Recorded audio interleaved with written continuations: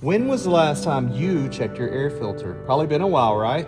Don't pay somebody to do it. I'm gonna show you how to do it in 4 easy steps. So hit that subscribe button and let's get straight to the point. Step number 1, we have to locate the air filter. The air filter is usually going to be in a black box, and you will see the snorkel leading to the intake. The air filter cover will usually be held on by clips or screws. Step 2, we're gonna pop those clips loose and bring the cover off. Step 3, we're gonna check our air filter.